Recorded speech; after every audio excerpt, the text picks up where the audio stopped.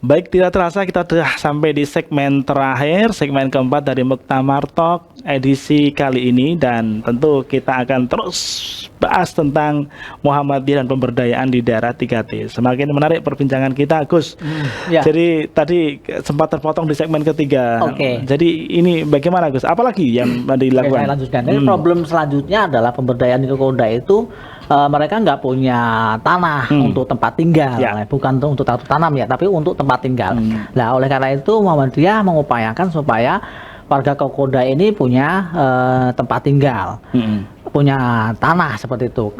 Minta ke pemerintah nggak mungkin, karena mereka belum punya administrasinya, nggak ada. Administrasinya nggak ada. Akhirnya lahan itu oleh warga yang punya lahan orang transmigran itu boleh dijual, boleh dibeli. Nah, harganya berapa? Nah, akhirnya 1 hektar itu sekitar 90 juta atau 80 juta, saya agak lupa. Nah, oke, kalau saya senang sekali ada kabar bisa dibeli. Ya. Oleh karena itu, lahan yang sebelumnya dipakai oleh mereka itu ya? Yang sudah di tempat itu. Akhirnya kami dipulang ke Jogja, terus pikir-pikir minta ke siapa uang untuk beli tanah 2 hektar di suku Kokoda itu biar ditempati warga Kokoda. Akhirnya kami minta ke kampus ya. Alhamdulillah dibantu oleh Universitas Muhammadiyah Malang ya. Perlu kami sampaikan, Universitas Muhammadiyah Malang membantu untuk beli lahan 1 hektar ya untuk warga Kokoda. Mudah-mudahan amal jariah Civitas Akademika yang ada di Malang berbuah pahala. Yang kedua adalah Universitas Muhammadiyah Surakarta ya. Jadi uang itu terkumpul, akhirnya kami beli itu, kami bayar ke sana. Nah, setelah kami beli berarti otomatis sah ya, itu menjadi milik Muhammadiyah. Akhirnya sertifikatnya kami serahkan kepada warga Kokoda seperti itu. Sebagai hak milik. Sebagai ya, hak pakai atau hak milik. Pokoknya sudah kami serahkan. Pokoknya ditempati untuk tempat tinggal. Jadi Muhammadiyah tidak hanya bagi-bagi sertifikat, tapi bagi-bagi tanahnya sekalian dan sertifikatnya. Kalau yang di sebelah kan mungkin sertifikatnya, tapi tanahnya miliknya. Tapi Muhammadiyah memberikan tanah dan sertifikatnya untuk dipakai warga Kokoda. Ya, ini menarik. Nah, setelah itu kami masih punya masalah loh.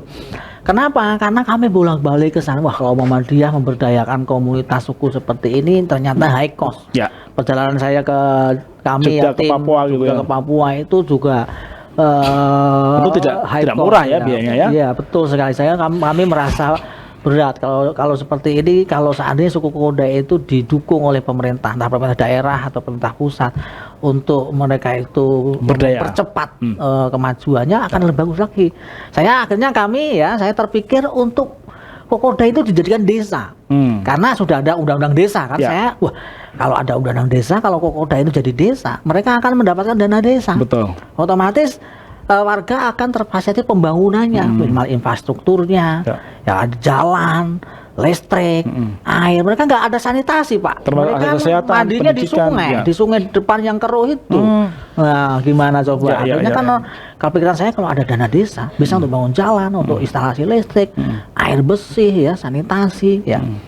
Akhirnya begitu. Kami akhirnya dengan termasuk adalah mendorong warga untuk memiliki kartu tanda penduduk ya. Nah, otomatis kalau sudah punya desa akan itu. Betul. Kami berupaya ya sampai sama Pak Sudin bolak-balik ke pemerintah daerah Sorong itu melobi supaya komunitas ini menjadi desa.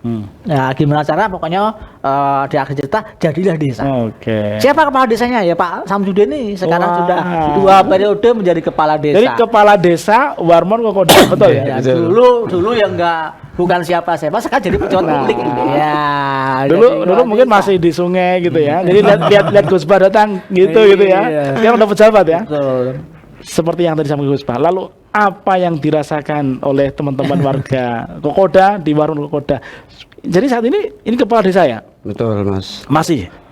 Kepala desa dan kepala ranting ya. Betul. Jadi ini integrasi yang bagus ya. Seperti apa? Baik, terima kasih.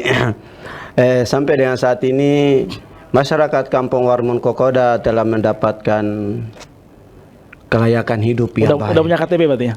Alhamdulillah. Dan semua warga sudah punya KTP, KK, bahkan akte kelahiran, terus BPJS. Alhamdulillah. kelayakan hidup sudah didapat. Semenjak kampung itu jadi kampung sendiri, badan hukum kepemilikan sendiri, dan bisa memutuskan dan diputuskan oleh pemerintah daerah. Ya. Teman-teman MPM telah berjuang seperti apa yang tadi disampaikan oleh Mas Baktiar, bahwa telah berjuang dan alhamdulillah hasilnya kami sudah merasakan menjadi sebuah desa yang mandiri.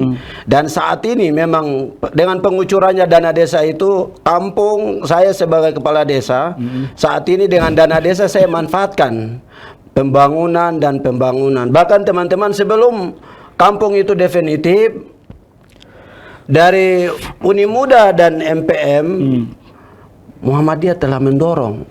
Sebelum ini kampung jadi, perumahan dulu, rumah ya. Ya, rumah betul. Layak unik dulu. Ya. Akhirnya 55 unit turun dari Kementerian Perumahan Rakyat. Oke. Ya, Mas. Betul. Dan perumahan itu datang, dulunya rumah-rumah Rumbai-rumbai tadi. Rumbai-rumbai, ya betul. Sekarang sudah yang rumah dindingnya dari gaba-gaba sagu, atapnya dari daun sagu, tapi akhirnya dirubah menjadi rumah permanen, rumah batu. Lebih nyaman. Lebih nyaman sekarang. Lebih hangat ya. Lebih hangat. 55 unit jadi, baru kampung data. Pas kampung definitif, saya dilantik bulan Desember tanggal 12 2015, 2015 akhir. 2016 bulan Februari perumahan masuk 55 unit tipe 36. Jadi kalau orang datang ke sana kirain itu rumah KPR kan? Enggak, itu masyarakat. Oke. Jadi alhamdulillah itu perjuangan dari teman-teman MPM. Akhirnya kemarin 2019 Pak Ketua Umum dengan Ibu Ketua Umum turun ke sana. Mereka lah yang meresmikan perumahan itu. Karena memang dibantu oleh pemerintah pusat. Tapi melalui dorongan Muhammadiyah tadi itu. Bupati ikut hadir, diwakili oleh Pak Wakil Bupati untuk menyaksikan peresmian perumahan itu. Jadi sekarang yang sudah memiliki perumahan layak huni tadi itu, atau katakanlah perumahan yang baru gitu ya, itu sudah 50 KK. Sudah 50 KK, bahkan ini bukan 50 KK, bukan 55 KK lagi. Kemarin dari dana desa saya tambah 2 unit rumah.